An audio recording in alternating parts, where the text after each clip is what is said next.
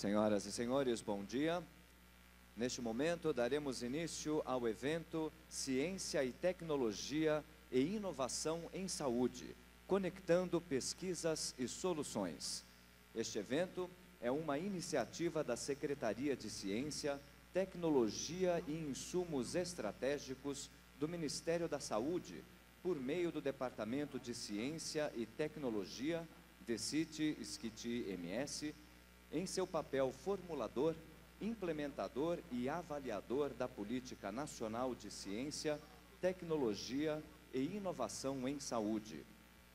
Nesses 2 dias de evento serão debatidos os maiores avanços científicos de temas emergentes da agenda de saúde, proporcionando a troca de conhecimento, o estímulo à inovação no país e a conexão entre resultados de pesquisas e a geração de soluções em saúde. Assim sendo, convidamos a diretora do Departamento de Ciência e Tecnologia, Camille Giaretta Sacchetti, e o diretor do Complexo Industrial e Inovação em Saúde, DECIT/SCIT/MS, Rodrigo Silvestre, para compor a mesa e dar as boas-vindas a todos e a todas.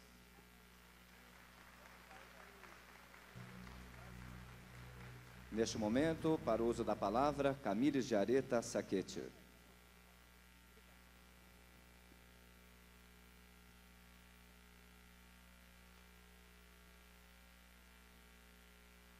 Bom dia a todos. É com grande alegria que eu saúdo a todos os participantes desse grande evento promovido pelo DECIT, da Secretaria de Ciência, Tecnologia e Insumos Estratégicos do Ministério da Saúde. O DECIT, para quem não sabe, realiza a 5ª edição desse grande evento. Mas neste ano, nós decidimos inovar tanto pela proposta quanto pelo público-alvo.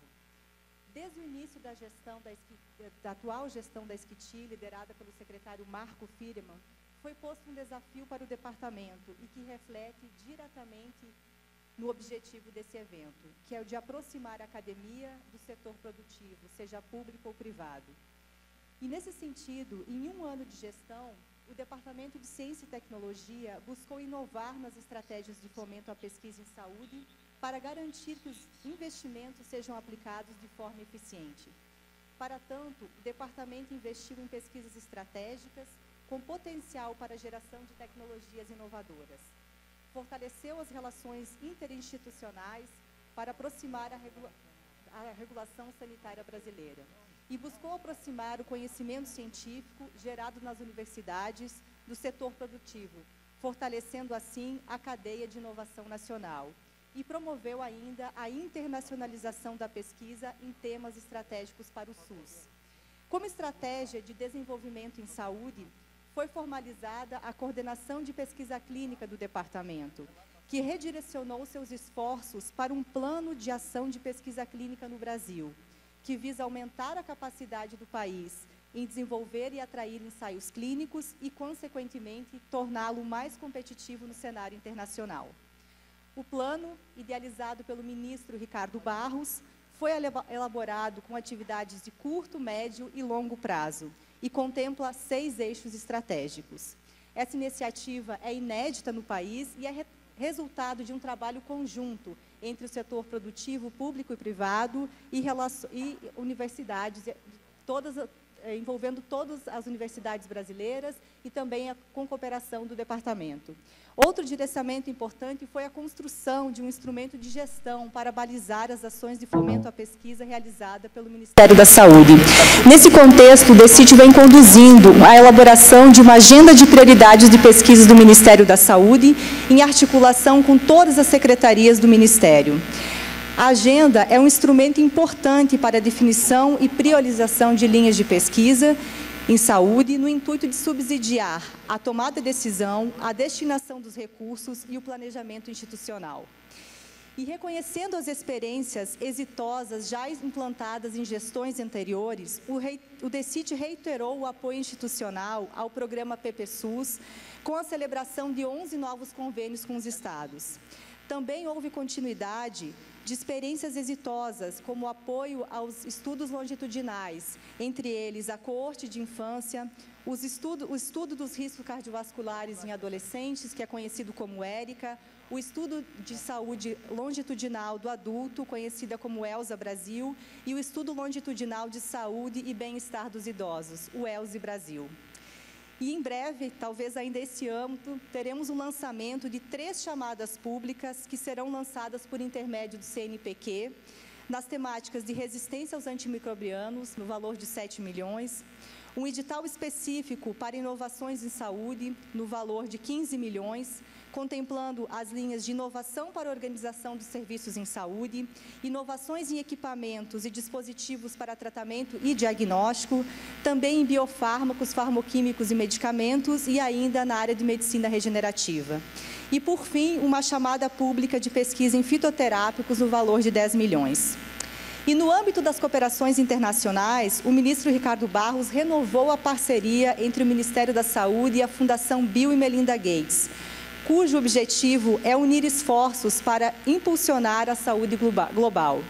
Assim, além de fortalecer a pesquisa em ações da saúde materno-infantil, novos temas foram pactuados neste ano para a agenda de pesquisa conjunta em 2018.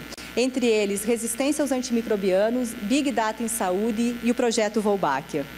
Além disso, na agenda internacional, tendo em vista a carta de intenções assinada entre o Ministério da Saúde e o NIH em 2014 e em visita recente às instalações do NIH, foram discutidos temas de interesse mútuo visando o desenvolvimento de pesquisas colaborativas entre os 2 países. No próximo ano, os esforços serão concentrados no lançamento de uma chamada pública para o financiamento de pesquisas em HIV, câncer, doenças infecciosas, entre outros. No campo da avaliação de tecnologias em saúde, o DECIT reafirmou o seu compromisso com a Rede Brasileira de Avaliação de Tecnologias em Saúde, a REBRATES, e desenvolveu inúmeras ações de capacitação e a contratação de estudos para atender às necessidades das áreas técnicas do Ministério da Saúde. E neste último ano, 2 novas diretrizes metodológicas foram elaboradas. O Guia de ATS para Atenção Básica, já publicado em 2017, e o Guia para Avaliação em Telesaúde, a ser publicado em 2018. E houve ainda o fortalecimento da Rede para Políticas Informadas por Evidência, a EVIPNet Brasil, que é uma iniciativa da Organização Mundial da Saúde, cujo objetivo é estabelecer mecanismos para facilitar a utilização de produção científica na formulação e implementação de políticas de saúde. E, nesse sentido, ainda esse ano, será lançado, por meio da OPAS, Organização Pan-Americana de Saúde, um edital de síntese de evidências e de ATS na área de resistência aos antimicrobianos. E, como parte de valorizar a ciência brasileira, nós decidimos inovar no Prêmio de Ciência e Tecnologia, que está na sua 16ª edição, promovido pelo Departamento. 2 novas categorias foram incluídas, as experiências exitosas do programa PPSUS e também os produtos de inovação em saúde. O concurso ele manteve 3 categorias existentes em edições anteriores, que premiam financeiramente trabalhos científicos nas categorias trabalho científico publicado, tese de doutorado e dissertação de mestrado.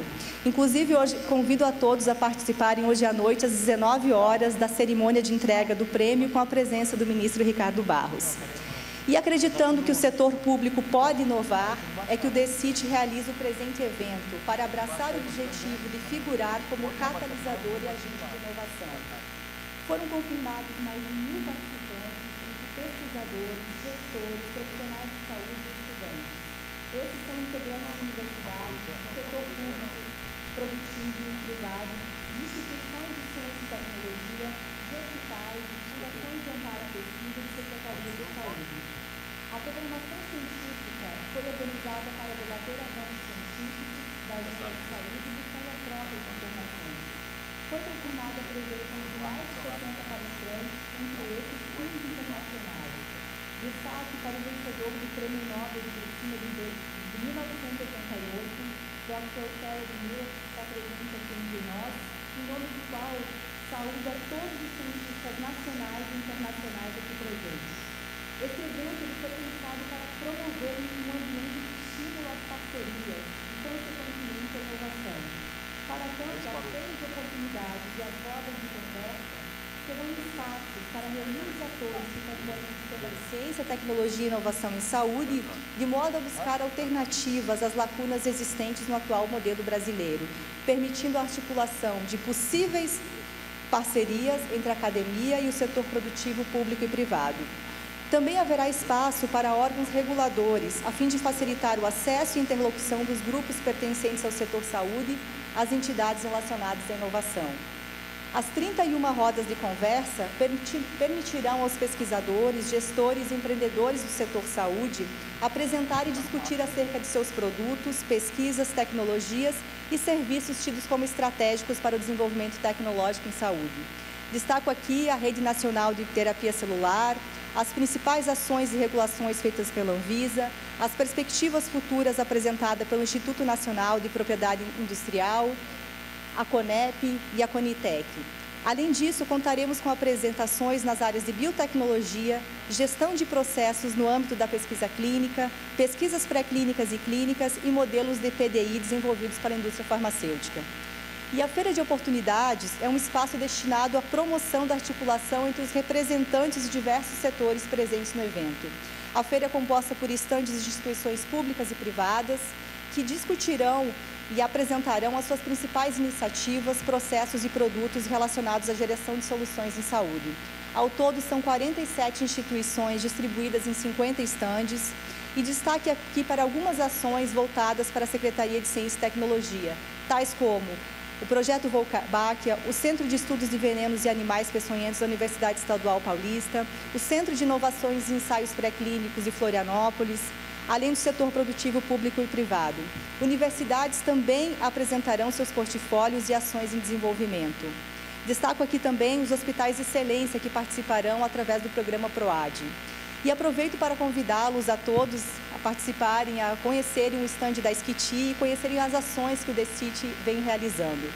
E antes de finalizar, eu gostaria de fazer alguns agradecimentos especiais, inicialmente a todo o público aqui presente, que está brilhantando muito esse evento, aos palestrantes internacionais de diversas partes do mundo, aos palestrantes nacionais que foram escolhidos como sendo aqueles considerados os melhores do país. Preciso também fazer um agradecimento especial ao Hospital Alemão Oswaldo Cruz, que por intermédio do programa PROAD SUS, tem liderado várias iniciativas importantes para o Ministério e que neste evento contribuiu de forma bastante especial. Eu agradeço também ao secretário Marco Firman pela confiança na organização desse grande evento, também ao meu colega Rodrigo Silvestre, diretor do Complexo Industrial Inovação em Saúde, e toda a sua equipe de coordenadores aqui presentes. Também temos aqui, nesses dias, que vocês podem interagir com alguns coordenadores do Departamento de Assistência Farmacêutica da Esquiti e do Departamento de Gestão, Incorporação e Tecnologias em Saúde. Agradecer também a OPAS, que foi um grande parceiro, junto com alguns fornecedores, que foram os responsáveis pela execução desse espaço. E, para finalizar, eu gostaria de agradecer a equipe do DECIT, que se dedicou alguns meses para que o evento atendesse a todas as expectativas dos aqui presentes, com destaque para algumas coordenadoras, como a coordenadora de Gestão do Conhecimento, Fabiana Costa, a coordenadora de Pesquisa Clínica, Patrícia Boaventura, e também a responsável pelas ações de ATS, Luciana Leão, em nome das quais eu agradeço a toda a equipe do DECIT.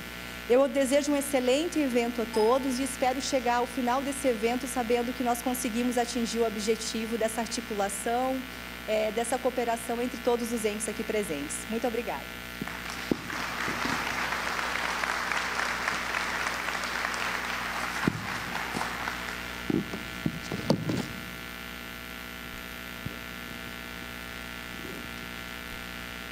Ouviremos agora Rodrigo Silvestre, diretor do Departamento de Complexo Industrial e Inovação em Saúde.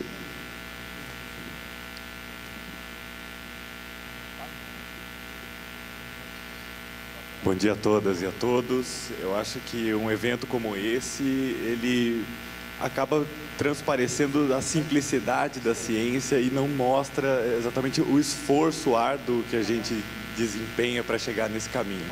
Então, Camila, eu acho que quando você concebeu o evento e se propôs a esse desafio, né, de tentar mostrar e divulgar o que a gente faz em território nacional, você teve uma brilhante ideia meus parabéns. Eu acho que você e a sua equipe tiveram um trabalho belíssimo e vocês devem aproveitar muito esse evento. A gente sabe da dificuldade que é de articular a relação entre o papel do governo, que muitas vezes é visto como um entrave para o desenvolvimento científico, mas isso não é verdade. A gente sabe da importância desse fomento para o compartilhamento de risco, da atividade da academia, que tem o seu tempo de desenvolvimento para produzir informações que sejam de fato úteis à sociedade, a iniciativa privada, que é quem vai de fato levar esse conhecimento a se tornar produto e atender a sociedade. O Ministério da Saúde não é um desenvolvedor de ciência e tecnologia. Nós somos um prestador de saúde pública, de atenção em saúde, de vigilância em saúde.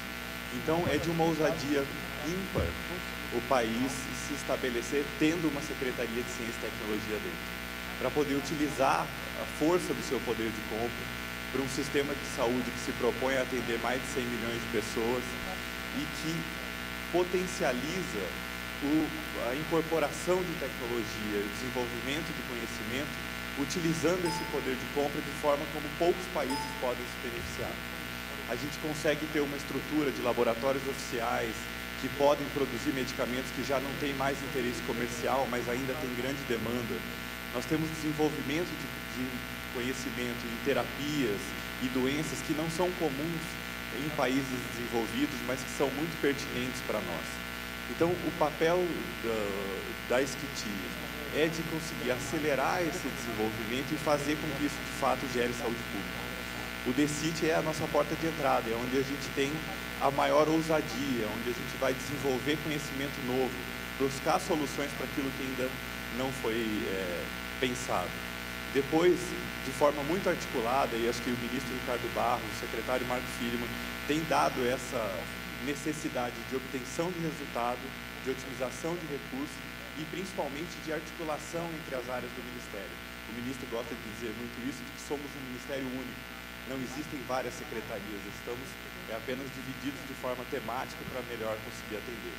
Então, tudo que é gerado dentro do DECIT, com conhecimento muito profundo, em programas como o PPSUS, que tem uma carteira gigante de projetos que já foram financiados, tem um papel depois de chegar na parte industrial, na produção, para atender esse volume gigantesco de demanda que o Ministério tem. Esse é um pouco o papel do DECIS, de captar essas informações que já foram financiadas e, junto com os laboratórios oficiais, junto com a iniciativa privada e industrial, levar isso para a produção. Temos uma das áreas mais difíceis dentro do DEGIPS, com o Conitec, de tentar definir aquilo dentro dos nossos recursos escassos que será oferecido à população. Então, um trabalho muito técnico, muito crítico, permite, então, definir aquilo que está registrado no Brasil que será oferecido gratuitamente à população. E temos a nossa maior área em termos de orçamento, de atenção, que é a assistência farmacêutica, onde, de fato, o medicamento chega na ponta, os insumos estratégicos vão cumprir o seu papel de ampliar o leque terapêutico. Mas um evento como hoje é um evento de celebração. A gente sabe que todo o martírio que é sair de uma ideia, passar pela fase burocrática, ir para a bancada, desenvolver esses produtos, em determinado momento ele chega à sua conclusão. Então vocês vão ter a oportunidade de ver produtos que foram financiados por recursos públicos em instituições de altíssima qualidade, de nível internacional, que de fato estão se tornando produtos, que estão se tornando serviços que vão atender as pessoas que lá no início fomentaram isso com seus recursos públicos. Nós temos a capacidade, temos a obrigação de tornar esse complexo industrial que a gente produz, um complexo internacional. Existe uma competência das pessoas que estão presentes nesse evento que podem contribuir com problemas internacionais. Então a gente tem projetos que muitas vezes falta um pouco a ousadia de sair ali do muro da academia, do muro da porta da indústria e conversar. Então acho que a proposta de ter estabelecido rodas de conversa, de ter os momentos de negociação para que vocês possam aproveitar e ver aquilo que você tem e o que está faltando e como a gente pode depois facilitar essa aproximação e gerar resultados. Teremos o prêmio, tivemos a honra de participar de uma categoria esse ano, que é para criar os exemplos. A gente sabe que todos são merecedores de prêmio de missão, mas quando a gente cria casos de referência, isso ajuda as próximas levas de projetos a terem mais confiança, de saber que sim, é difícil. Em ciência e tecnologia, o erro é esperado. Então, não existe fracasso no desenvolvimento tecnológico. Ele tem que ser feito de forma metodológica, para que a gente possa evitar cometer os mesmos erros. Mas existe uma necessidade de ousar, de enfrentar o desconhecido, e é para isso que o Fomento Público existe, para compartilhar um pouco mais, de forma que seja viável. Nós não teremos a possibilidade de investir, como alguns países, dezenas de milhares de projetos para que só alguns sejam seguidos, nós temos que investir menos. Mas esses que a gente fizer são muito bons, eles devem chegar ao final. Então a gente espera que vocês procurem os nossos equipes que vão estar à disposição, nos digam o que a gente precisa, o que está faltando. Temos as estruturas como o grafite, então à disposição para desenvolvimento, para compartilhamento, temos estruturas para estudos para clínicos, como ciência, temos inúmeras estruturas que estão à disposição, têm capacidade de aprender e às vezes não falta informação. Então acho que o principal ponto de importância desse evento é disponibilizar e tornar transparente a informação do que está sendo feito hoje dentro do Ministério, para que vocês possam aproveitar cada vez mais. As peças do sistema de inovação no Brasil estão cada vez mais bem colocadas, mas a gente ainda não tem um resultado satisfatório. E para a gente é muito difícil entender o que está faltando. A gente coloca às vezes recurso e ele não chega a um resultado bem definido. A gente às vezes recebe a demanda, mas não sabe como tratar. Então, como a gente está lidando com políticas de longo prazo, que são independentes de uma gestão, elas são políticas de Estado, nós precisamos ouvir cada vez mais, e essa tem sido uma das grandes diretrizes do ministro, é de que a gente sempre deve ouvir quem é o especialista. E vocês que estão sentados aqui são os especialistas, cada um nas suas áreas, e esperamos poder coletar as informações ao longo do evento e ter um 2018 cada vez melhor. Muito obrigado, tenham um ótimo evento.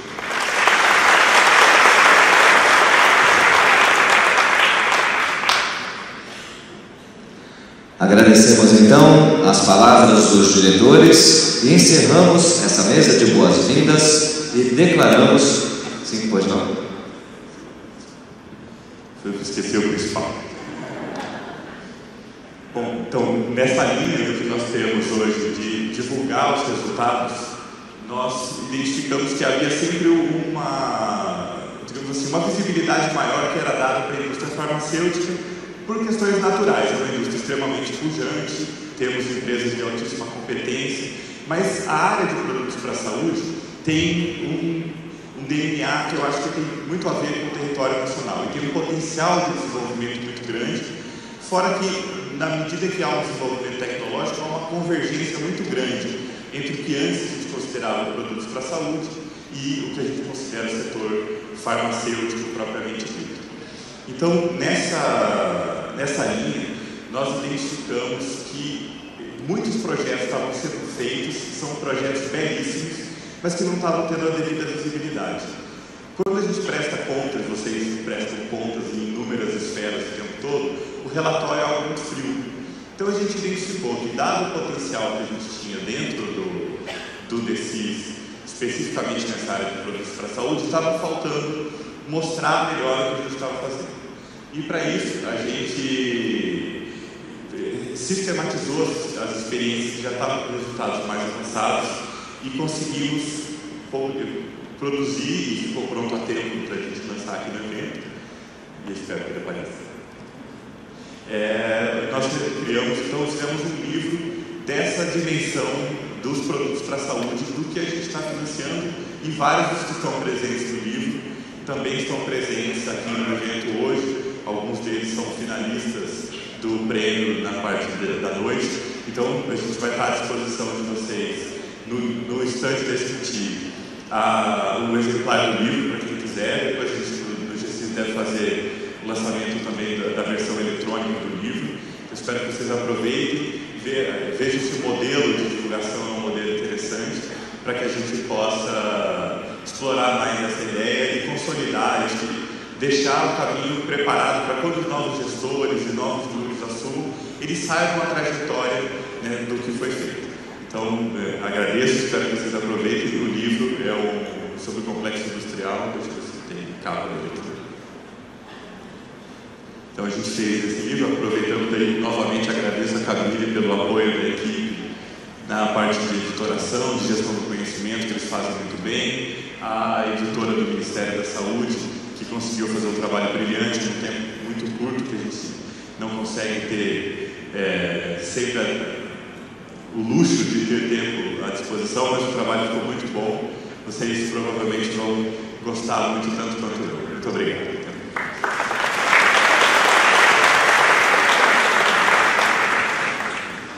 Agradecemos então novamente as palavras de boas-vindas dos diretores. Pedimos que retornem aos seus lugares, por gentileza, na plateia.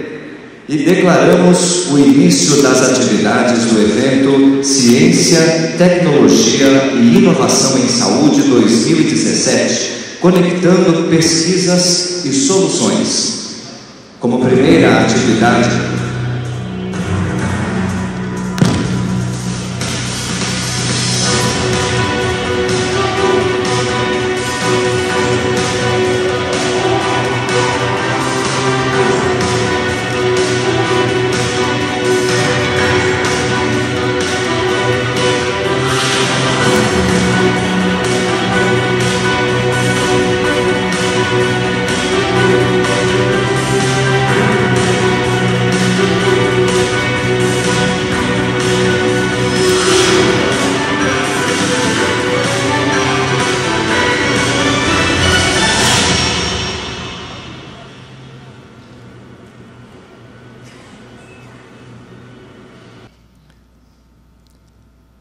daremos início neste momento então à plenária 1, Saúde 4.0, uma revolução no cuidado da saúde, que será composta por 2 palestrantes e um debatedor.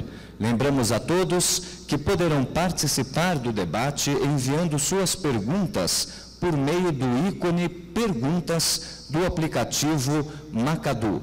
Novamente, podem participar enviando suas perguntas no ícone Perguntas do aplicativo Macadu. Convidamos para atuar como debatedor desta plenária o Dr. Roberto José da Silva Badaró, médico infectologista, PhD em Imunologia e Doenças Infecciosas, professor livre-docente da Faculdade de Medicina da Universidade Federal de São Paulo e professor titular da Universidade Federal da Bahia.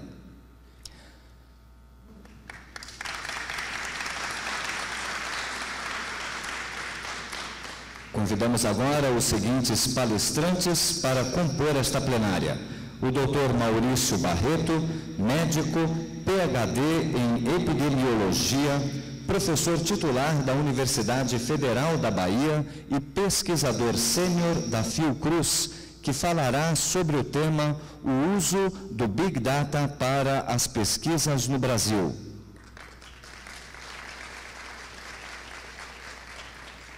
E também Dr. Carlos Alberto Goulart, da Aliança Brasileira da Indústria Inovadora em Saúde e Associação Brasileira da Indústria de Alta Tecnologia de Produtos para a Saúde, que falará sobre o tema A Internet das Coisas, pesquisa e inovação em dispositivos médicos no Brasil.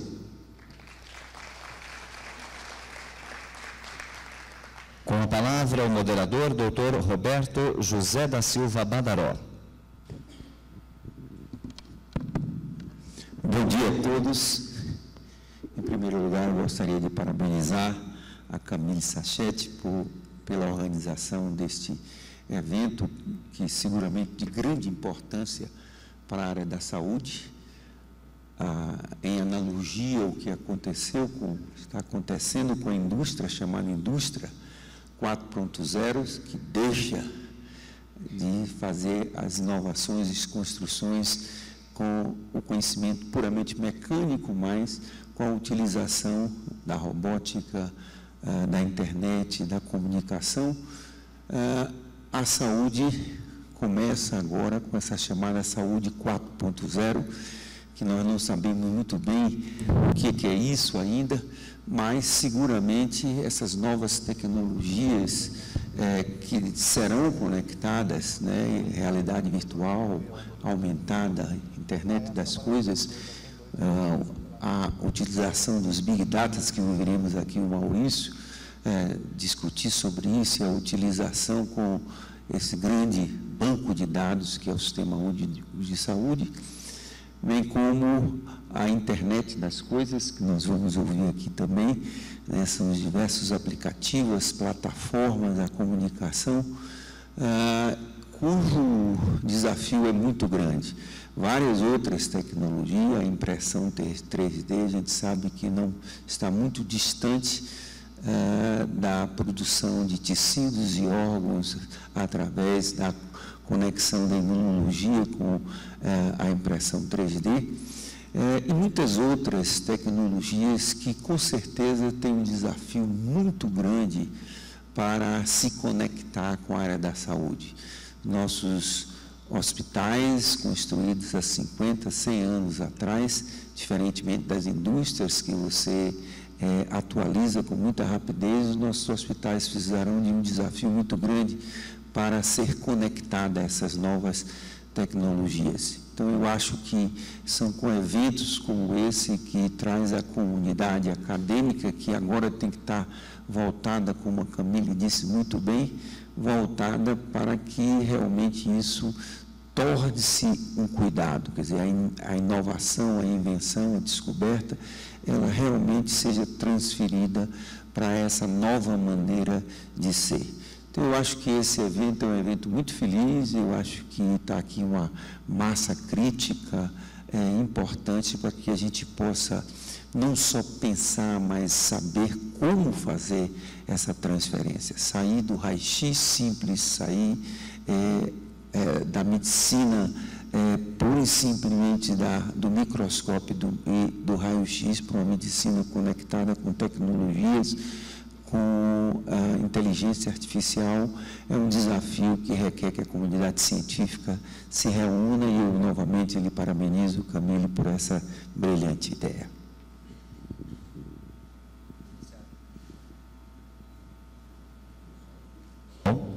Iniciaremos agora a apresentação das palestras e, ao final, será conduzido o debate. Neste momento, passamos a palavra para o palestrante, Dr. Maurício Barreto.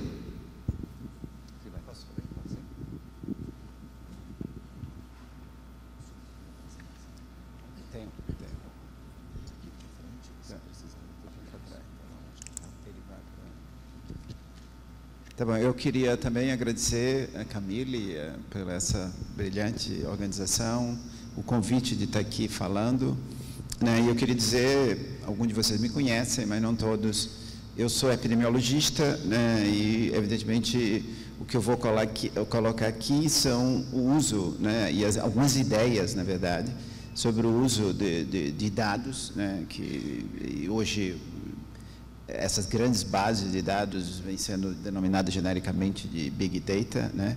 Mas para o uso aplicado para epidemiologia e para a saúde pública, né? Meu interesse é esse, mas sem dúvida nenhuma as aplicações são em diversos campos, né?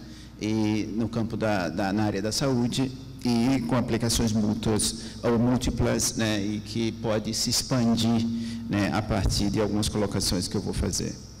Bem, nós temos um Sistema Único de Saúde. O Sistema Único de Saúde brasileiro, ele pretende, né, ser, pela Constituição brasileira e pelas leis que o regem, universal, equânime, integral. Bem, eu queria também dizer que eu fiz a apresentação em inglês dos slides, porque tinha alguns convidados que falavam inglês, aí eu coloquei em inglês para poder haver uma melhor comunicação. O Sistema Único de Saúde, ele cria demandas em ciência, tecnologia e inovação. Isso é um grande avanço, né, que nós conseguimos, é exatamente esse sistema entender que para a construção dele, ele precisava se alimentar fortemente, né, de uma atividade científica, tecnológica e inovação. E essa compreensão vem remoldando, né, todo o nosso sistema científico tecnológico em saúde no Brasil, né? Isso tem tido uma importância imensa, né, porque o Ministério da Saúde e o SUS, né, a aspiração desse sistema único, ele tem um importante papel, né, na investigação que nós, pesquisadores do campo da saúde, fazemos. E ele enfatiza, né, as questões tecnológicas, mas também as questões dos determinantes sociais em saúde. Isso é que é importante, né, na perspectiva minha como epidemiologista, como uma pessoa do campo da saúde coletiva, né, é essa possibilidade de você pensar o sistema de saúde integrando, né, o contexto em que as pessoas vivem e, evidentemente, as tecnologias, né, necessárias para que o sistema continue e se amplie e se fortaleça. A humanidade, não só o Brasil, né, nós temos imensos desafios no campo da saúde, né, de doenças complexas, desafios complexos no campo da saúde, o envelhecimento, as doenças não transmissíveis, né, e temos um sistema de ciência e tecnologia que ele tem uma série de problemas, né, que as pessoas mais críticas desse sistema, apesar de nós prezarmos muito ele, né, ele tem uma série de problemas, né, de ineficiência e de dificuldade de sustentabilidade, né. O Brasil investe, né, uma quantidade de recursos em ciência e tecnologia que, quando se olha no contexto global, é uma mínima fração, né, do contexto global de investimentos. E, evidentemente, é uma preocupação de todos nós, pesquisadores e gestores, né, como melhor usar esses recursos para resolver os problemas que nós temos. Né? Mas os grandes problemas, os desafios de saúde, eles são muito mais globais, né, e são partilhados, né, universalmente, né, pela humanidade em geral, né? E esses problemas nós temos tido, né, em geral, a investigação em saúde tem sido lenta, né, em resolver esses problemas. Então, repensar esse sistema de ciência e tecnologia tem sido uma questão, né, que está posto em debate e está continuamente debatida. Né? Uma das questões que tem sido colocada, né, é que nós, seres humanos, né, sociedade humana, temos tido uma capacidade imensa de produzir e digitalizar dados, né? E essa quantidade de dados, nós sempre usamos dados, né, desde os séculos mais antigos, quer dizer, o dado não é uma coisa nova, né? Mas o dado, na imensa quantidade que se produz hoje, realmente é uma novidade, né?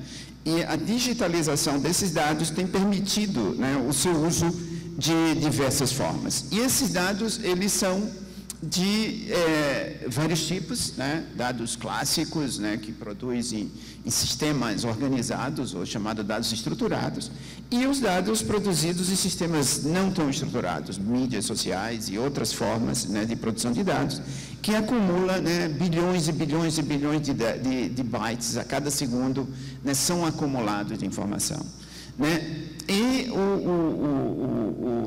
essa quantidade de dados, evidentemente, cria novos desafios e novas possibilidades, né? Evidentemente, tem muita coisa, muitos mitos, né, em torno do uso desses dados, né? Quer dizer, muita falação em torno desses dados, né? E muita, né, construção de ideias, muitas vezes, não realistas, né, em torno da utilização desses dados. Mas, para nós, pesquisadores, quer dizer, a questão é o seguinte, quer dizer, é possível transformar essa nova, imensa quantidade de dados em conhecimentos úteis, né? Isso é uma questão e um desafio que está colocado, né, e que está sendo colocado a cada momento, né? E em algumas áreas, evidentemente, isso tem sido possível, né? Então, a genômica avançou, produz hoje bilhões de bytes, né, em cada sequenciamento genômico e, evidentemente, essas informações têm sido úteis para produzir ciência. Mas o próprio sistema de saúde, né, ele é um produtor imenso de dados. Quer dizer, cada um de nós, na nossa história, na nossa trajetória vital, nós temos diversos contatos com o sistema de saúde. E esses contatos são registrados de diversas formas, né, exames, consultas, né, e registros diversos, hospitalizações e registros diversos que são acumulados, né, e são transformados, né, hoje em bases e em bancos de dados digitais. Então, isso tem feito esse crescimento exponencial, né, da informação disponível sobre o sistema. E aí coloca a questão, quer dizer, é possível, e como é possível transformar, né, todo esse dados em crescimento, né, em conhecimento útil, né, e utilizável em benefício dessa própria humanidade, né, e da sociedade humana, e de transformar, né, esse conhecimento em utilidades, né, em benefícios que leve a avançar, né, nos desafios de saúde que nos apresenta. Bem, a gente tem uma tradição, né, de essa produção de dados, né, ela, evidentemente, ela começa, né, em várias áreas diferentes, né, em camadas, né. Isso é muito comum, por exemplo, os geógrafos e os que trabalham com dimensões espaciais dos fenômenos, né, eles trabalham com camadas de dados, né. Então, se a gente hoje entra no Google Maps, você tem camadas, a camada de mapa comum, depois as fotografias e tal. Isso em várias áreas, né, pode ser acumular dados, né? O IBGE acumula dados, né, de diversas áreas e diversos campos sobre uma mesma unidade espacial, o mesmo município, o mesmo... Então, essa ideia de acumulação de dados, ela é antiga, né?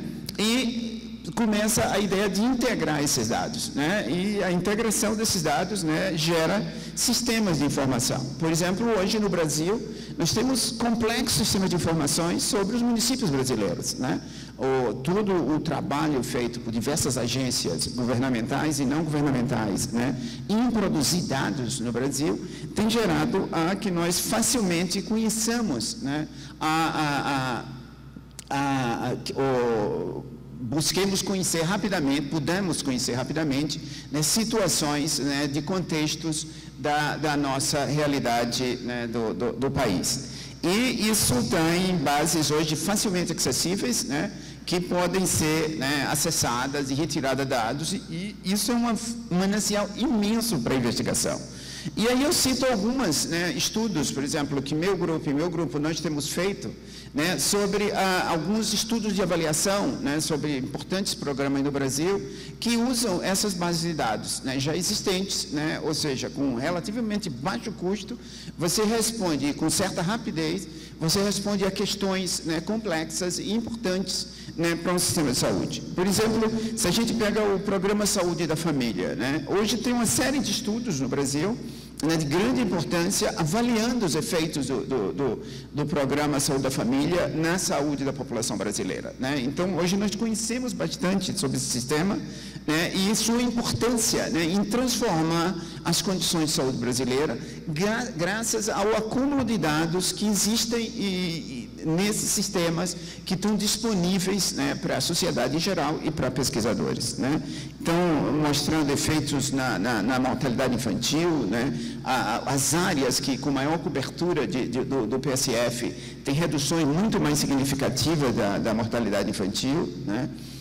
E, recentemente, um estudo mostra que esse efeito não é só no campo infantil, mas também das doenças cardiovasculares e cerebrovasculares, né? Então,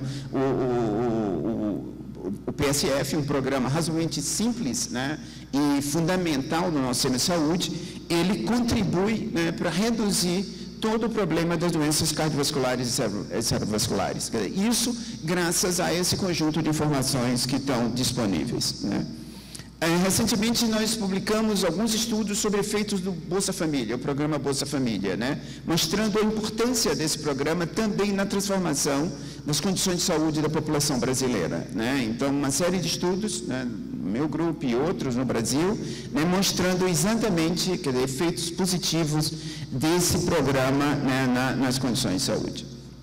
Então, da mesma forma que a gente faz sistemas de informações, né, geográficos, por exemplo, É possível pensar em, dado a grande quantidade de acumulação de dados que existe, programas de informação centrados nas pessoas, né?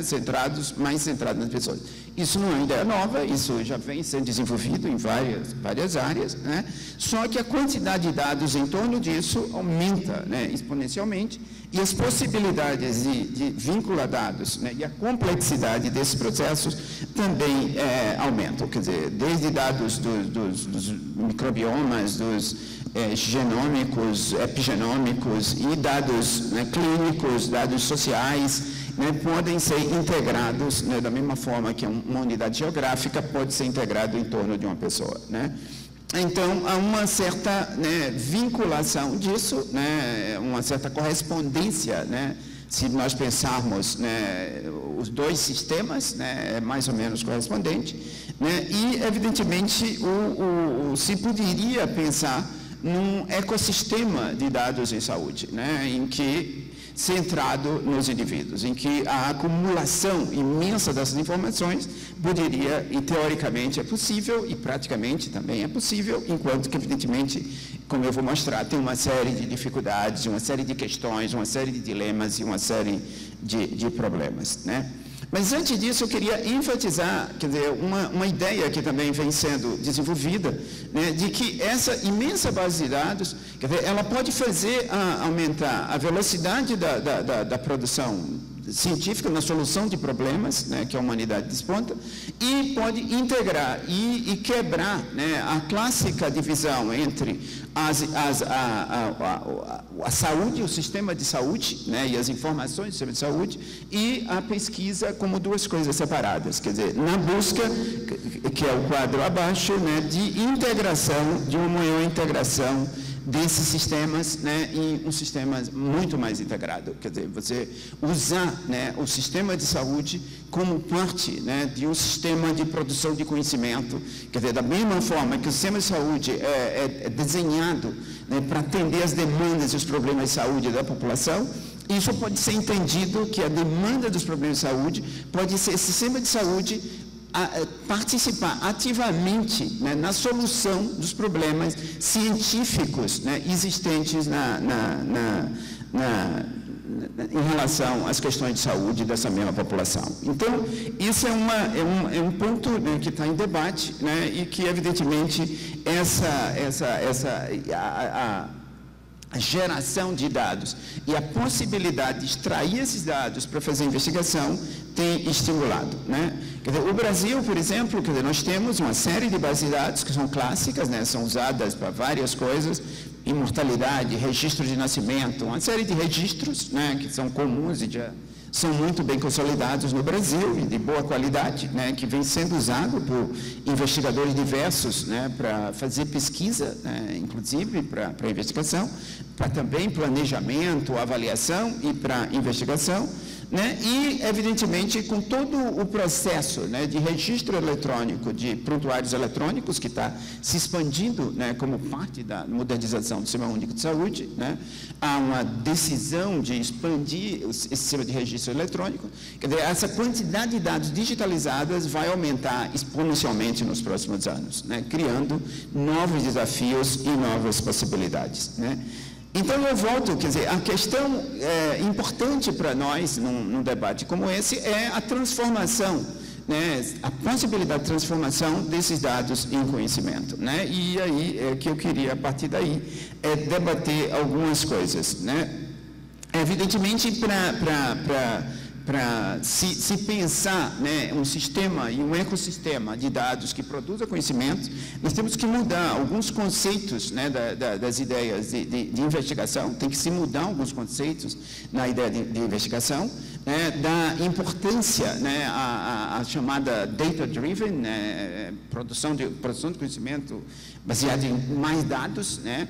Nós, historicamente, nós temos, né, nós sempre pensamos, né, o sistema de produção científica por forma de hipóteses, né, mas nós temos outras formas de pensar o desenvolvimento científico, né, e possivelmente o uso massivo de dados e a possibilidade de geração de hipóteses. Se isso for bem combinado, quer dizer, gerará né, uma nova epistemologia e uma nova forma, um novo modelo de produção de conhecimento, né?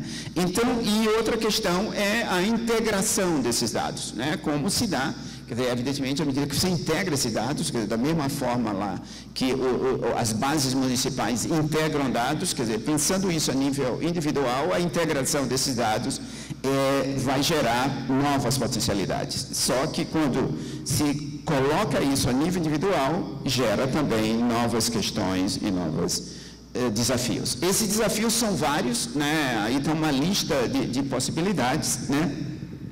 Heterogeneidade dos dados, quer dizer, são questões tecnológicas e computacionais a serem resolvidos, a fragmentação desses dados, né, e a dificuldade de integrar esses dados, né, a disponibilidade de dados, né, porque às vezes o dado existe, mas não está disponível por várias formas, ou o dado não existe, né, o manejo, né, a privacidade e questões éticas, né, que são uma imensa questão, né, que está nesse campo, né, e outros problemas mais, né.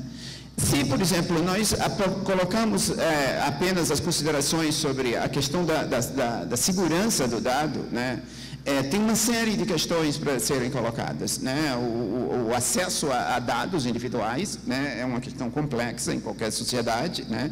Tem uma série de questões legais, né? No Brasil, por exemplo, está sendo discutido hoje no Congresso brasileiro o acesso a dados individuais identificados, né? Tem um novo projeto de lei, alguns projetos de leis em debates. O Ministério da Saúde debate, né, novas regulações para acesso às bases identificadas do Ministério, né? O CONEP está debatendo uma nova regulamentação para uso de bases de dados, né? Então tem uma série de debates, né, no campo importantes, né, que vão evidentemente delinear, né, o futuro da utilização e o potencial nos próximos anos, né?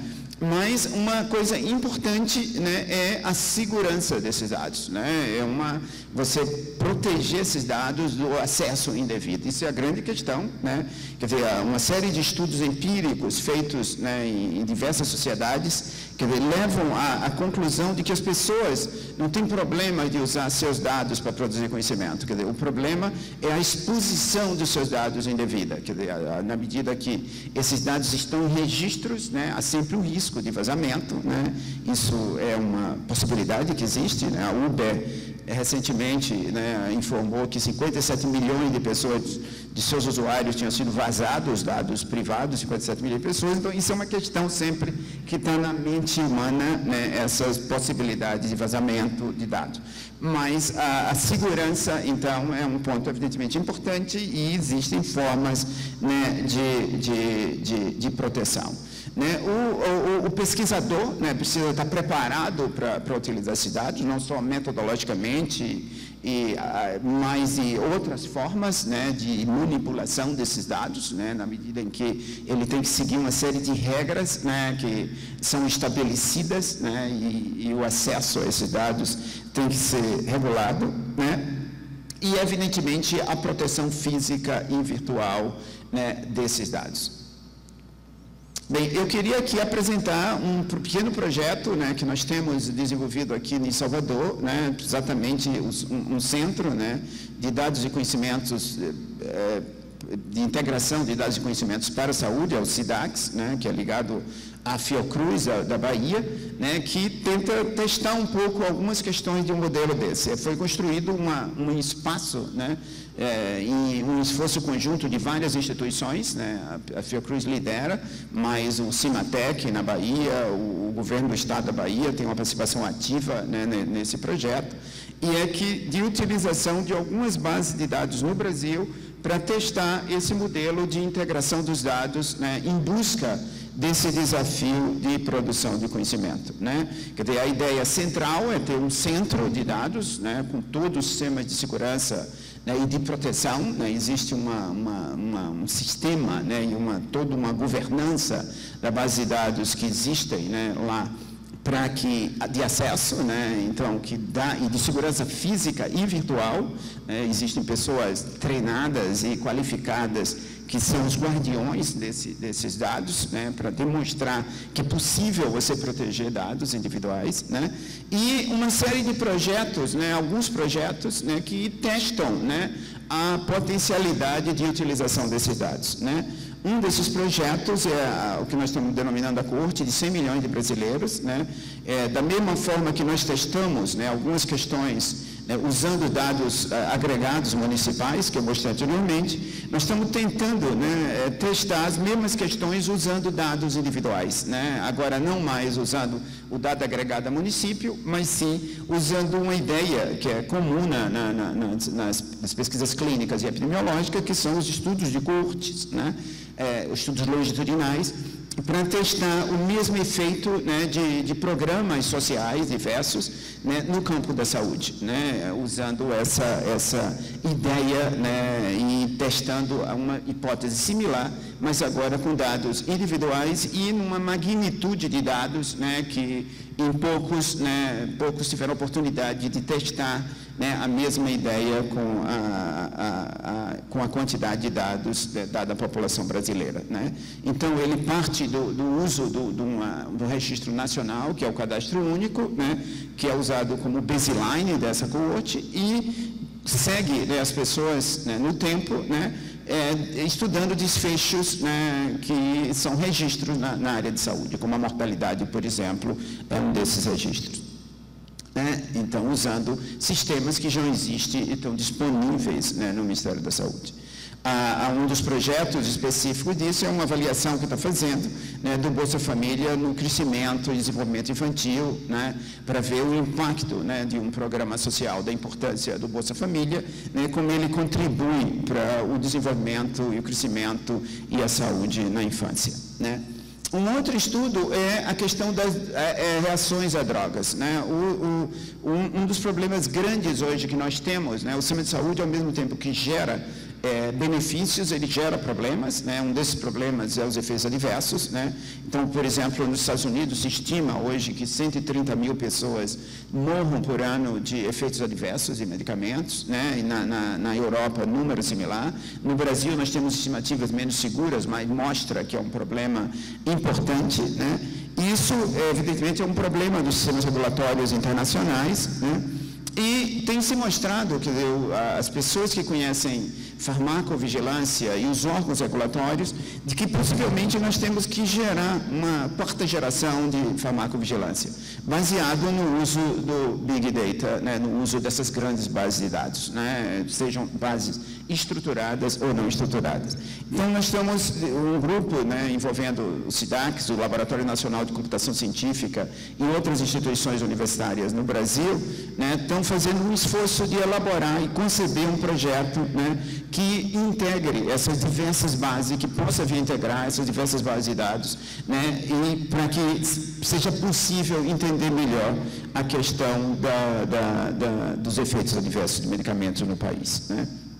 Então, só para concluir, que meu tempo está terminando, né, o uso de grandes bases de dados de pesquisa no Brasil, né, ele é como em todo o mundo, isso não é vários países do mundo estão desenvolvendo políticas de uso de grandes bases de dados, né, ostensivamente. A Inglaterra, por exemplo, é uma delas, que tem um programa de desenvolvimento científico, né, criou inclusive estruturas nacionais, o governo inglês criou estruturas nacionais para, né, desenvolver, né, métodos e metodologias para uso dos grandes bases de dados do Sistema Nacional de Saúde, como parte da Estratégia Nacional de Desenvolvimento Científico e Tecnológico, né? Mas, vendo a questão do Brasil, né, como em outros países, esse desenvolvimento é possível, né? Nós estamos cada vez mais digitalizando os dados no campo da saúde, abrindo imensas oportunidades, né? Mas, evidentemente, tem alguns desafios, né? Um deles no campo legal, né? Precisa criar um quadro legal mais claro, né, para a utilização desses dados e regule, né.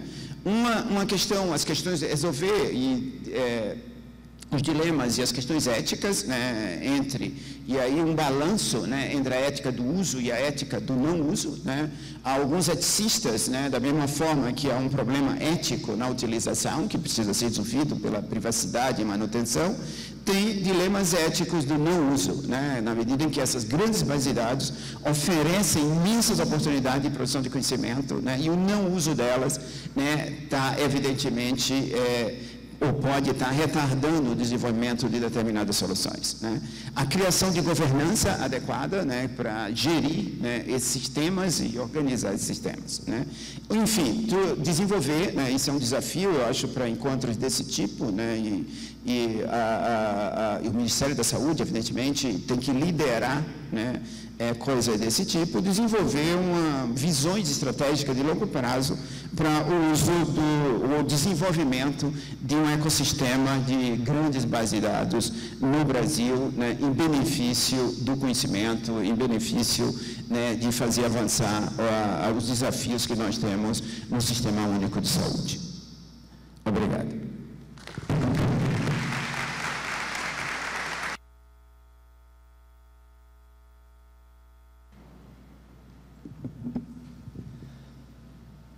Ouviremos na sequência, então, o Dr. Carlos Alberto Goulart.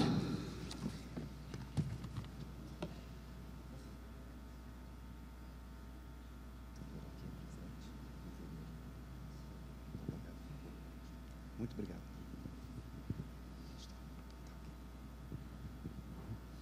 Bom, muito obrigado pelo convite, um bom dia a todos. É uma honra muito grande estar aqui proferindo em nome da indústria essa palestra. E o que escutamos aqui na abertura, eu considero muito gratificante em saber que o Ministério da Saúde tem esse esforço de congregar academias, de congregar a indústria, todos os setores produtivos. Então, em nome da Camila e do Rodrigo, eu parabenizo por mais excelente evento, que é impressionante como tem temas importantes, e a gente vê que tem quem trabalha para a construção desse país e quem trabalha para a construção dessa área nossa que é tão carente de inovação. O Brasil ainda precisa dar uns passos à frente. Eu queria, então, dentro do contexto aqui de indústria 4.0, saúde 4.0, colocar algumas questões de Big Data, de internet das coisas. Big Data acabamos de escutar. E a gente está vivendo aqui, sem dúvida, um momento de transformação. A medicina não vai ser mais a mesma e a internet das coisas é um dos fatores que vai provocar essa mudança.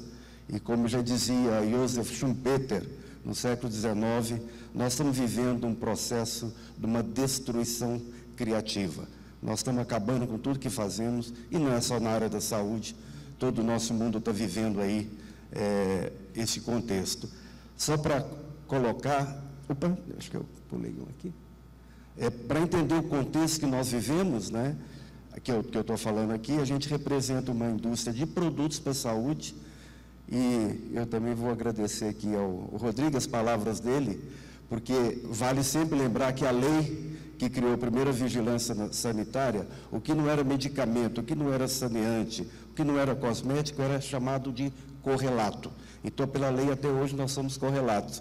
Então, quando eu escuto que é lançado um livro pela importância de produtos para a saúde, e, de fato, ele tem um desempenho fundamental, não só na economia como um todo, mas na saúde de todos nós. Então, eu represento essa indústria, a gente tem convênios aí com o Ministério, estamos trabalhando, tudo nessa linha, né, Rodrigo, de contribuir para a construção de país, trazer tecnologia, agregar valor ao país, né? E dentro desse conceito de produtos para a saúde, que só para mostrar para vocês, é um mercado enorme de 350 bilhões de reais, claro que deve ser por volta de 1/3 do mercado de medicamentos, é um mercado extremamente exportador, porque ele tem mais de 10 mil tipos de produtos. Então, é importante ver como que o nosso país tem que ser parte disso. Por quê? O Brasil, ele é 2% desse mercado. E uma potência como nós, o conhecimento que nós temos, eu acho que nós temos um espaço muito maior para poder participar desse mercado. Então, todos esses movimentos vêm contribuir para isso. É um setor, esse aqui é um quadro um pouco velho, mas não muda muito, é um dos setores que mais investe em pesquisa e desenvolvimento. Aqui estão as grandes empresas, que é quase 2 dígitos a média de gastos em pesquisa e desenvolvimento. É um setor que tem uma evolução muito rápida, podemos dizer que acompanha o que temos hoje na área de informática. A cada 2 anos, cada 1 ano e meio, tem sempre uma novidade, então a gente tem que acompanhar isso aí. Então, entrando agora nos fatores, né, que já foram falados aqui, que nos impele, né, a vencer esses desafios. Então, já é lugar comum falar do envelhecimento da população, as doenças crônicas, tudo isso associado que vem pressionar o nosso setor, e a palavra da moda também, que é importantíssimo, não podemos esquecer como garantir a sustentabilidade desse setor e trazendo acesso da população ao que tem melhor da saúde. E eu vou falar um pouquinho depois também da importância da educação e como ela vai mudar para podermos vencer esse mundo. O que está acontecendo na nossa área que está nos pressionando? Essa evolução rápida da tecnologia da informação, da biotecnologia, da nanotecnologia, esse triângulo, ele está levando a gente a repensar o que eu vou chamar. Eu vou ficar aqui um pouco longe, que eu não consigo ler ali. Toda essa parte da tecnologia cirúrgica, né, hoje já falamos de cirurgia digital, que combina uma robótica com inteligência artificial, a biofarma, que é um outro setor, a nanotecnologia, que está tendo influências enormes, na nanomedicina, né, que você pode hoje colocar um marcador numa cápsula e acompanhar a absorção daquele produto, acompanhar, através até de Big Data depois, com informações, como é o comportamento daquele medicamento, e, logicamente, a tecnologia de informação, que é o suporte de tudo isso, a importância que nós temos.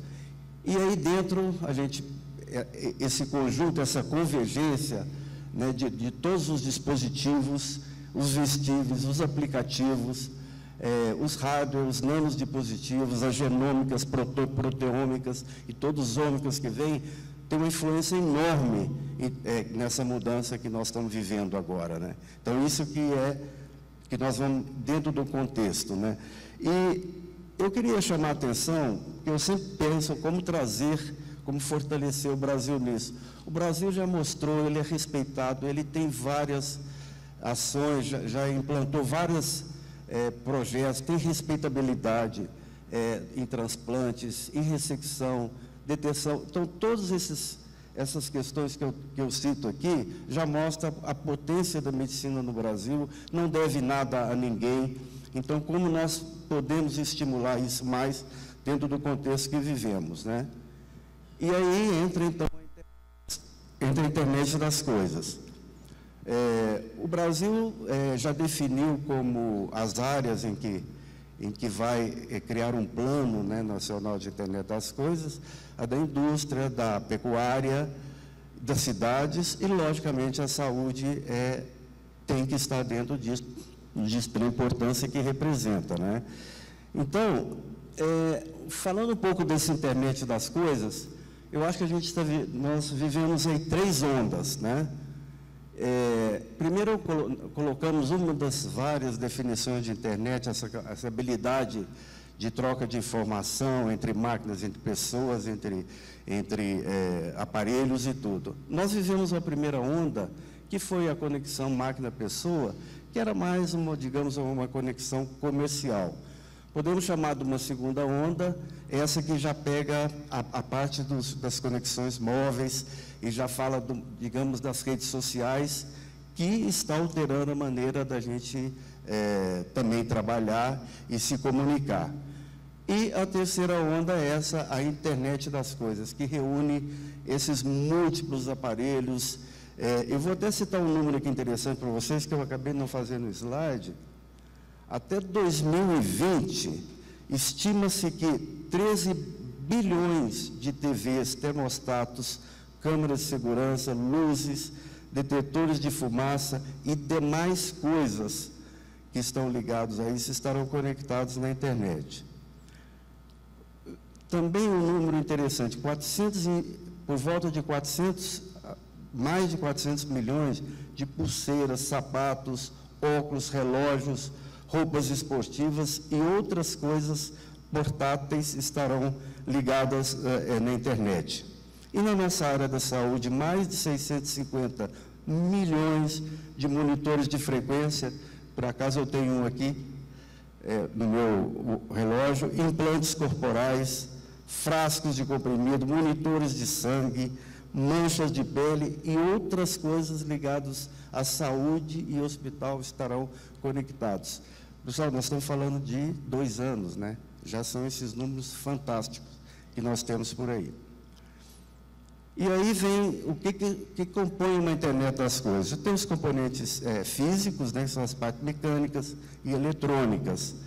Os componentes inteligentes, que são os sensores, os microprocessadores, os armazenamento de dados, softwares e as interfaces digitais.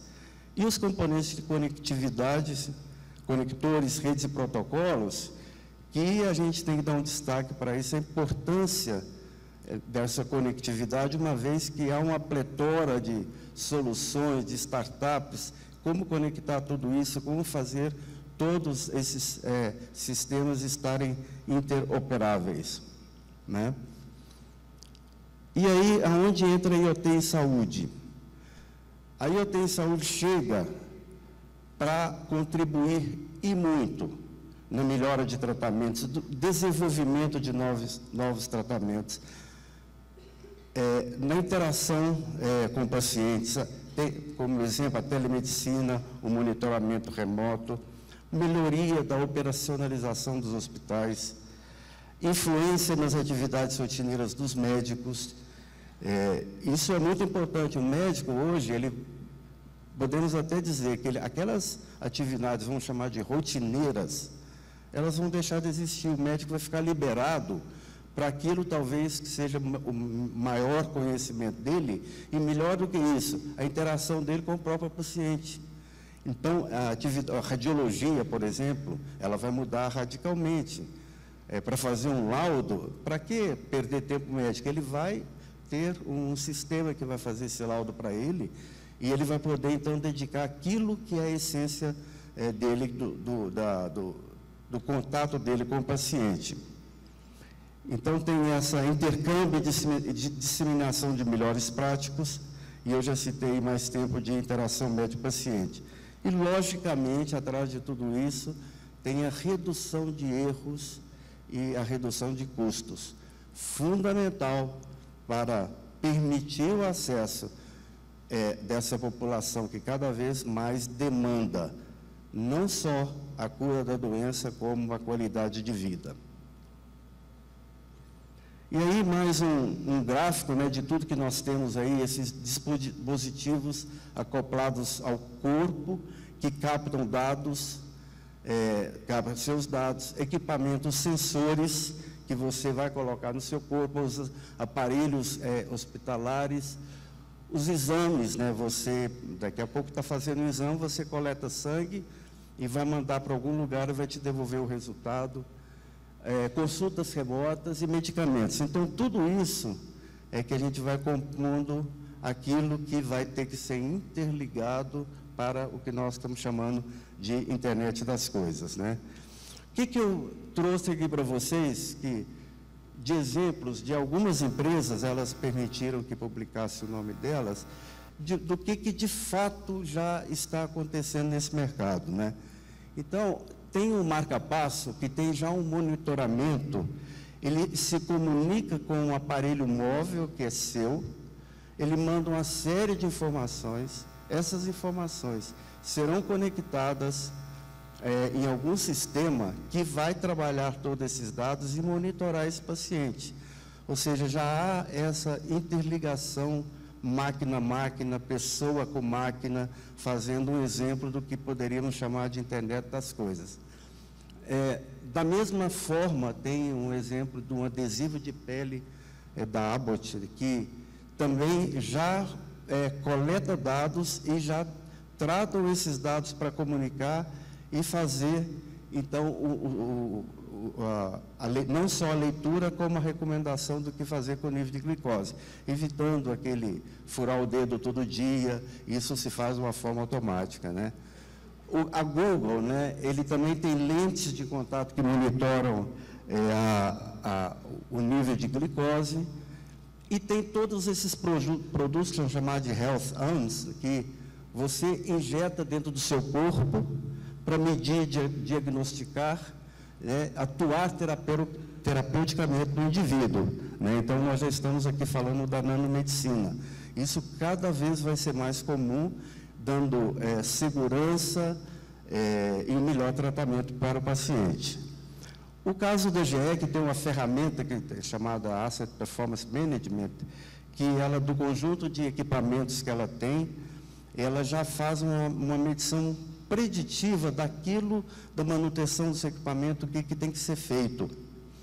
Então, esse é outro exemplo. E a Philips, ela tem esse sistema também de prontuário eletrônico que permite transferência de informações sem a necessidade de interferência humana. Eu também trouxe um outro exemplo de um adesivo de pele, que eu pediria, por gentileza, que vocês colocassem o vídeo aí. Caregivers can have a new way to keep a closer watch on patients in areas that need more frequent monitoring using wearable biosensor technology from Philips. Worn on the chest, this discreet, lightweight biosensor provides the ability to wirelessly monitor vital signs, posture, activity, and detect falls automatically and frequently. The single patient use biosensor offers a broad range of continuous measurements, while giving patients enhanced comfort and mobility. Patient data is sent to the Philips IntelliView Guardian solution, which analyzes the combined trend of the measurements and updates the patient's EMR. For hospitals feeling the strain of limited staff, the wearable biosensor and IntelliView Guardian solution provide your nurses peace of mind in the hours that pass between spot checks. If the system indicates that a significant change or deterioration is occurring, an actionable notification is sent to the care team to mobilize early intervention. This advancement in patient monitoring technology can help your hospital realize the benefits of fewer complications and returns to the ICU, along with enhanced clinician workflow, length of stay management, and patient care. The Philips Wearable Biosensor and IntelliView Guardian solution. Keep watch and intervene early. Innovation in you. Philips. A propaganda não estava no contexto. Pessoal, tudo isso tem um preço, não é tão simples essa implementação. Então, eu coloquei os desafios que nós temos aí, né? O capital humano, como qualificar e ampliar essa força de trabalho para todas essas novidades que vêm, né? Então, entra de novo aqui, que eu acho que é a participação que todos nós temos, fortalecimento, pesquisa e desenvolvimento, e como promover o IoT, né, de uma forma mundial, né? E, logicamente, capacitação de gestores, né? Nós precisamos disso.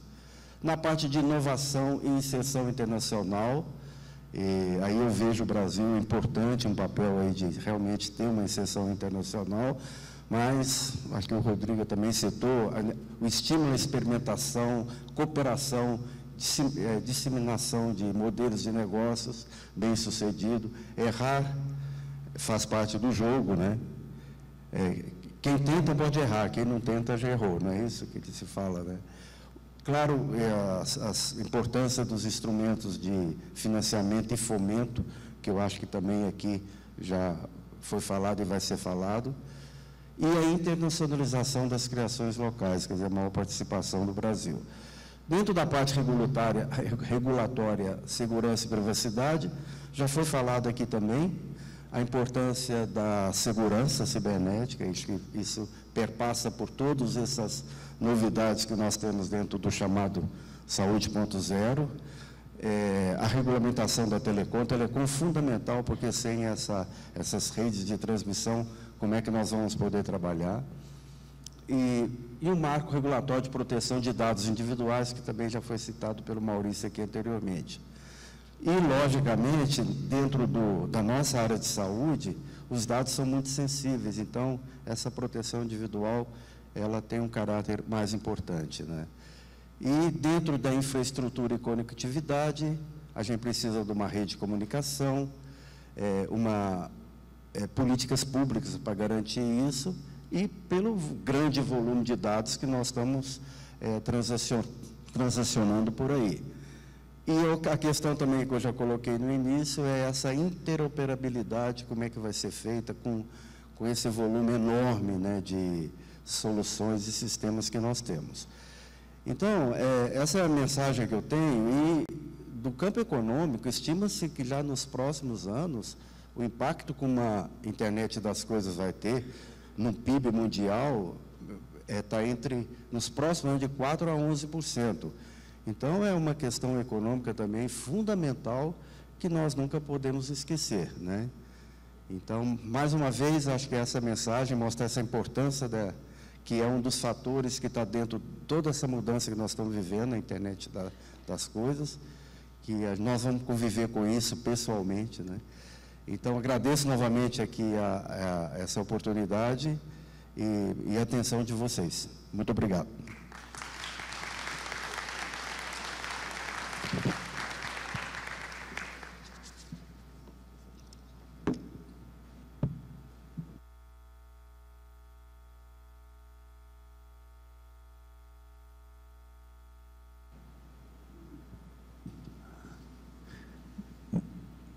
Podemos começar, né? Muito bem, eu agradeço a participação do Dr. Maurício, do Dr. Carlos Goulart. Eu vou iniciar a sessão de debate com algumas provocações, e aqui tem algumas já que foram enviadas aqui no Macadu. Eu vou olhar enquanto eu vejo essas provocações, eu vou fazer uma provocação ao Dr. Maurício. A gente sabe que toda essa questão de lidar com dados, você colocou muito bem quais os desafios, as dificuldades, os obstáculos, e um dos obstáculos é a qualidade mesmo dos dados, né? Quando você vai trabalhar com dados, são milhares de dados, esse dado começa alguém entrando nessa informação. Existe uma expressão clássica, garbage in, garbage out. Se você bota lixo, o seu Big Data vai vir também informação que não são muito valiosas. Como é que vocês conseguem controlar isso? Então, a pergunta básica é essa: como a gente tem realmente capacidade nessa análise de filtrar aquilo que é significativo do que é erro de entrada, etc. A outra coisa que você tocou muito, e eu vivi com você com isso, acesso. Quais são as dificuldades que você está tendo no SIDAC para ter acesso às bases de dados? Por exemplo, mesmo no local onde você está, e aí avançar para dados nacionais, quer dizer, cada um é dono do dado, é meu, o meu programa não se comunica com o do outro. Eu gostaria que você elaborasse com isso, que as pessoas pensam, às vezes, que é muito simples. Não, tem o dado aqui, a gente pega, usa. Você falou um pouco, mas eu acho que isso é importante para que a gente comece a criar consciência sobre isso. Bem, a primeira questão, Badaró, é sobre erro. Há muito mito sobre erro, né?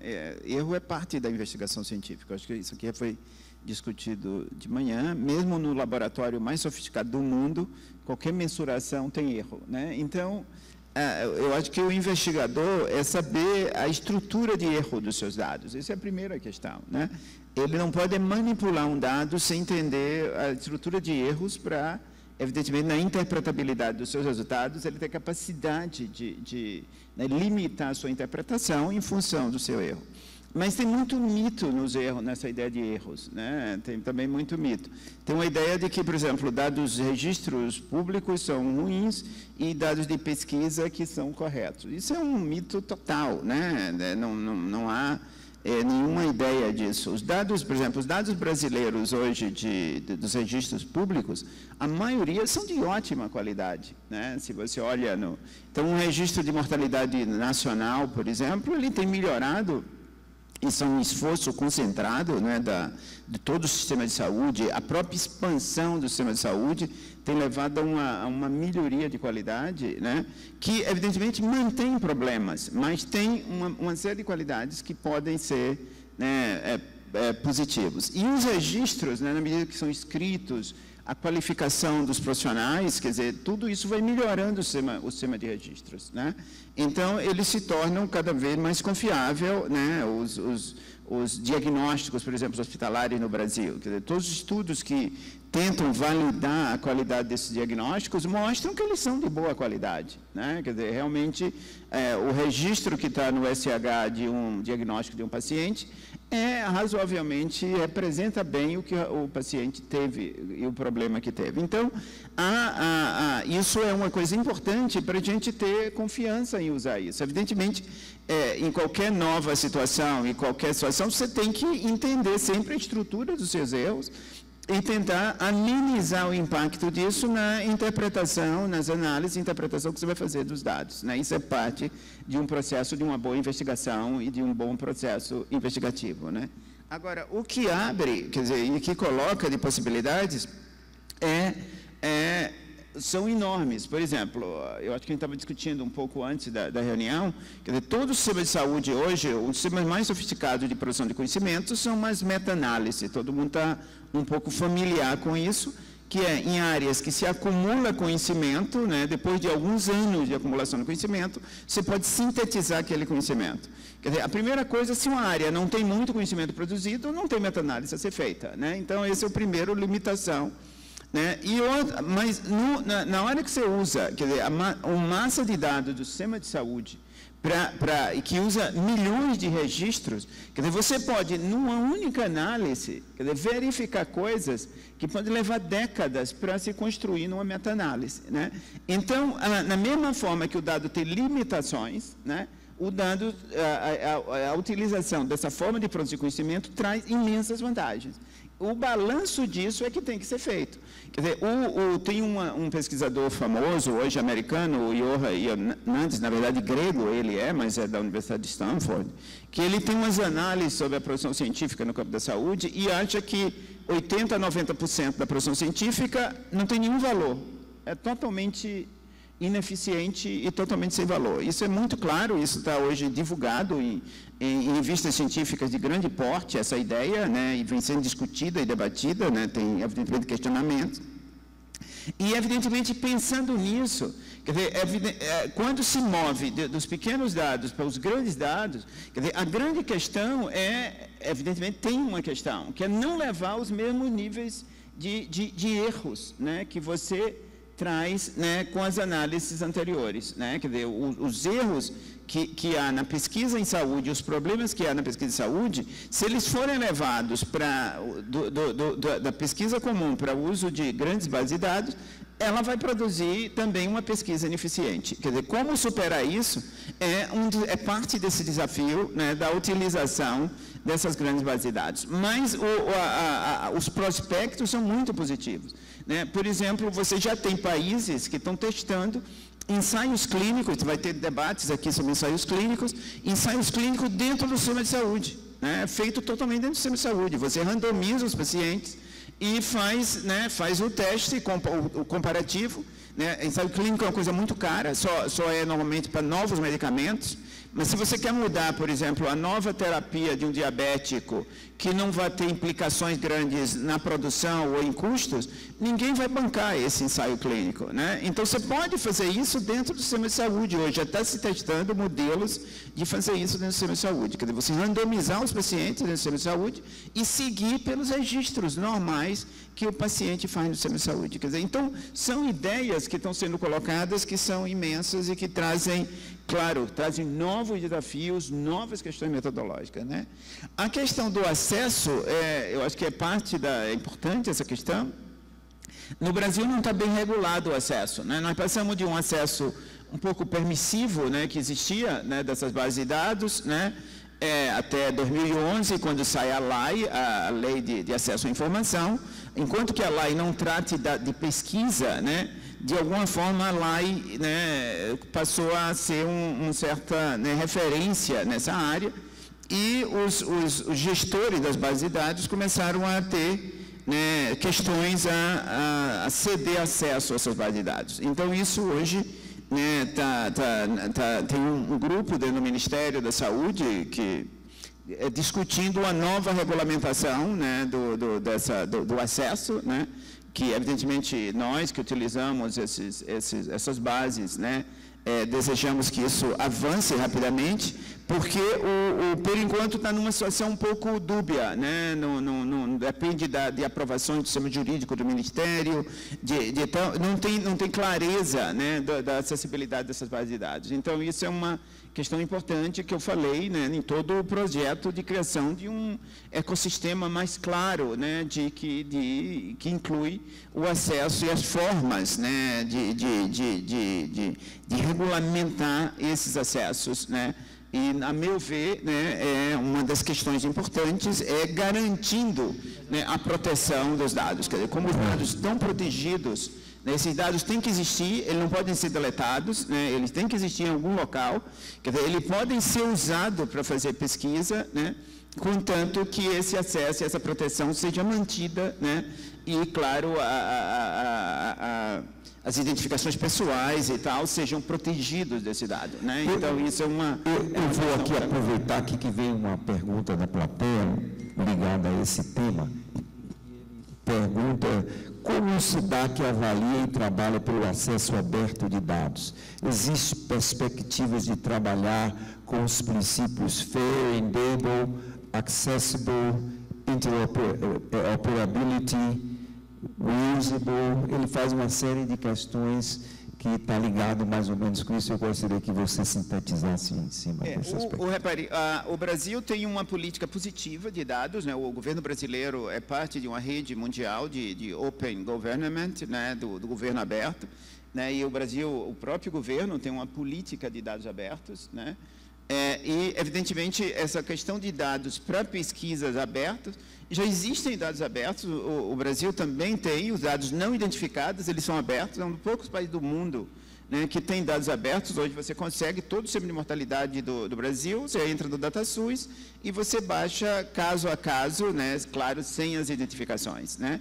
Então, essa ideia, né, de dados abertos é forte no Brasil, né, e, evidentemente, eu acho que é uma ideia que vem sendo, né, desenvolvida internacionalmente, de tornar o acesso a dados, né, sejam dados de registro, sejam dados de pesquisa, né, cada vez mais abertos, né. Muitas agências internacionais já têm políticas de dados abertos. A Comunidade Europeia, por exemplo, todo novo projeto da Comunidade Europeia né, exige uma política de acesso a dados, né, e favorecendo os princípios FAIR, né, que são princípios, né, que regem, né, essa acessibilidade, né, e dado as questões e o desenvolvimento dos sistemas computacionais, né, isso tem avançado muito as possibilidades de utilização, né. Dados hoje não precisa estar tudo num local, né, você pode estar, seu dado está lá, outro dado está cá, e alguém usar e solicitar esses dois dados e juntar de alguma forma a posteriori. Então, são possibilidades que há, né. Eu acho que a FAPESP, né, já está adotando isso. A FAPESP, nas suas novas resoluções, vai pedir para os novos projetos ter um componente sobre acesso a dados, quer dizer, que o pesquisador vai dar, vai ser uma pré-condição para financiamento da FAPESP. Então, eu acho que isso é um movimento internacional, né, de ampliar a acessibilidade. E, evidentemente, dentro da visão do SIDAC, né, a gente deseja que, no futuro, o SIDAC e outras, né, instituições de pesquisa no Brasil sejam cada vez mais, né, e tenham cada vez mais os seus dados, né, acessíveis para a comunidade científica, né, porque desde quando esses dados não são produtos, né, de um esforço individual, pertencem à sociedade brasileira, né? Todos esses registros, todas essas coisas. E mesmo os dados produzidos por pesquisadores, financiados com recursos públicos, pertencem à sociedade, né? Então, o retorno desses dados à sociedade e a manutenção desses dados, isso gera, né, não só é um direito de outros, né, mas gera economia, né, que essa é uma questão importante, né? Se falou aqui sobre custos, né, e o custo da investigação em saúde, ela tem aumentado muito e tende a aumentar, e isso pode ser um prospecto, né, de reduzir os custos, né, de fortalecer a pesquisa, né, viabilizando novas linhas de investigação com mais baixo custo. Deixa eu esquentar aqui a coisa, tenho aqui uma pergunta que veio da plateia, interessante, é o Carlos Goulart, dizendo, muito boa a sua palestra, mas gostaria que o senhor falasse um pouco sobre a inteligência artificial na saúde. Bom, uma pergunta não é tão simples, né? Porque a inteligência artificial, ela entra nessa questão como... aliás, eu tenho que fazer um primeiro preâmbulo aqui. A inteligência artificial, ela não substitui em nenhum momento a atividade humana. O que se reúne, o que se chama de inteligência artificial, ele está contribuindo para que os profissionais e todos nós que trabalhamos com informação tenhamos um tratamento de coisas que são analisadas previamente. Um banco de dados enormes, que a capacidade humana talvez não tenha tempo suficiente para analisar, um volume de dados tão grande e chegar a uma conclusão, aí vem a inteligência artificial que vem ajudar e vem a contribuir numa decisão, no caso da nossa área, numa decisão médica.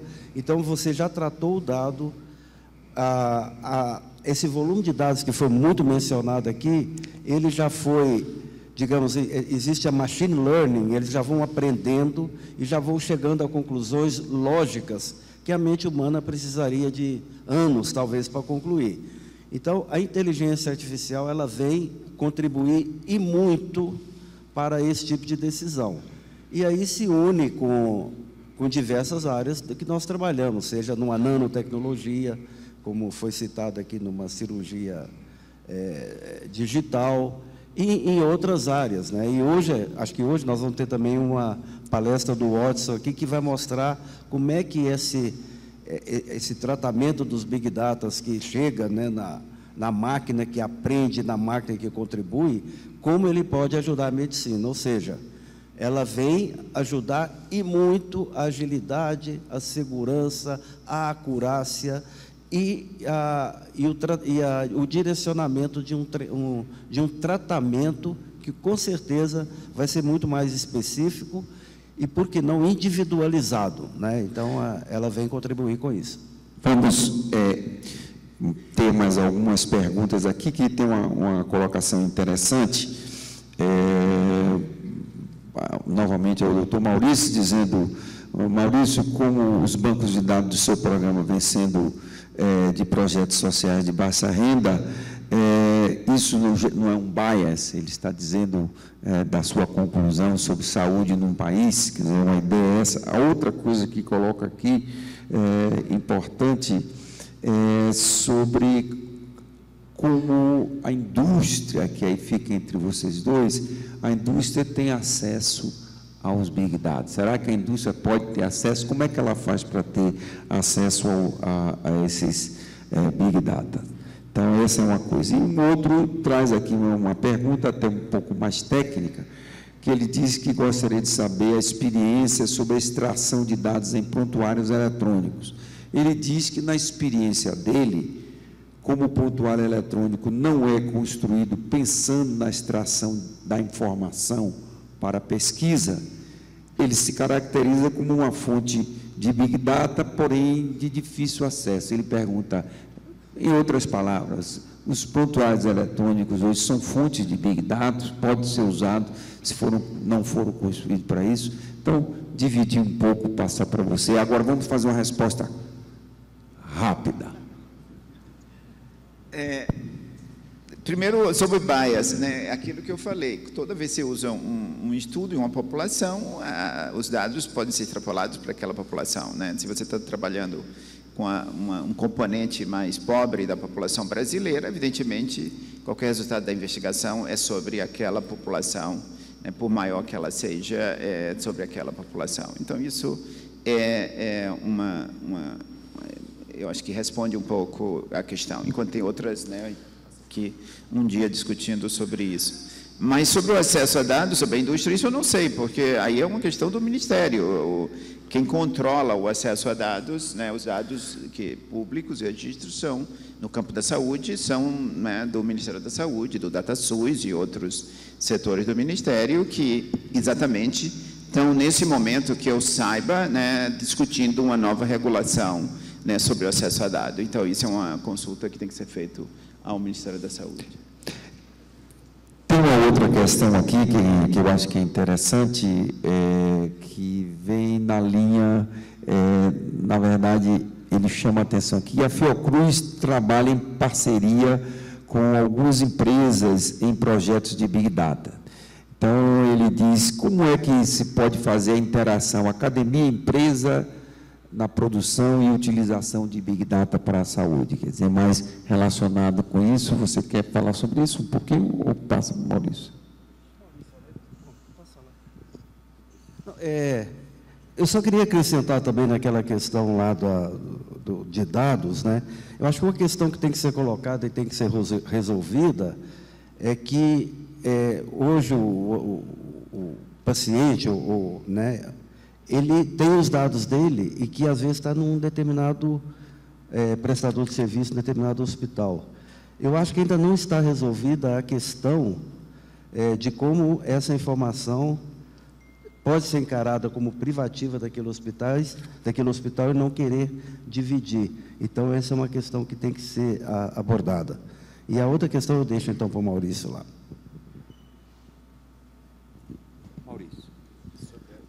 Sobre essa colaboração, indústria, academia, não é muito fácil, não é? Eu não entendo muito bem disso, né? Não é minha praia, eu não trabalho, mas eu acho que é possível. Eu acho que a questão é a solução de problemas, né? Eu sou pesquisador, então eu vejo o mundo pela solução de problemas, né? De onde vier a solução dos problemas, né, é ótimo. E claro que na hora que esse problema exige certas soluções, né, não pode ser dado pela academia, porque aí não é o conhecimento, é a aplicação e a solução, novas tecnologias, o surgimento de novos, né, instrumentais e tal. Isso é muito mais do campo industrial e, evidentemente, tem que ser transferido para a área industrial. Então, eu acho que, evidentemente, diálogos, né, entre a academia e a indústria, isso é uma coisa, eu acho, parte do processo de desenvolvimento, né, do conhecimento, transformando o conhecimento no momento em que o conhecimento pode ser transformado em algumas coisas concretas que podem ser postas, né, em benefício da sociedade. Então, eu acho que ter essa integração é importante, né, não é tão simples, mas é importante para o sucesso do ciclo global de produção de conhecimento. Tem uma pergunta aqui que está mais voltada mesmo para a Camille, para o Rodrigues, viu? Ele está dizendo aqui como transformar, eles fizeram a mim, doutor Roberto, como transformar dados em políticas efetivas para o SUS. Esse é o grande desafio do Ministério, quer dizer, como que isso vai. Eu realmente gostaria de agradecer aos dois participantes, ao Carlos Goulart e ao Maurício. Eu acho que nós temos que refletir bastante sobre isso. Somente lembrar que, na verdade, quando a gente pensa em saúde 4.0, pensa na transferência de tecnologia para a área da saúde, eu diria as 4 grandes invenções que tiveram influências assim disruptivas na saúde. A primeira foi o vidro. O vidro, sem o vidro, nós não teríamos a lente. A lente nos propiciou o acesso ao mundo microscópio, à célula, ao micro-organismo. Depois foi a eletricidade. A medicina, ela dos séculos 17, 18, ela só evoluiu quando, na verdade, a gente teve acesso ao raio-x. E com esse acesso ao raio-x, a gente teve a penetração, a imagem Depois vem o magnetismo e a ciência computacional, que dá agora esse novo passo com as tomografias, com as análises e essa integração. Então, na verdade, e foram anos, cada invenção dessa foram 1 século, 2 séculos para se transformar em realidade. Agora eu não sei, vamos levar 1 século para ver a saúde 4.0? Como epidemiologista, eu queria dizer que um inquérito, alguns anos atrás, o British Medical Journal fez um inquérito sobre exatamente essas tecnologias e impacto na saúde. E sabe quem venceu no inquérito que eles fizeram? Foi o saneamento, né? Foi considerado o maior, a tecnologia mais importante, né, no campo e que transformou as condições de saúde. Estou recebendo ali um sinal de encerrado. Eu gostaria de agradecer a presença de todos e a participação das pessoas que fizeram pergunta e encerrar esta sessão. Obrigado.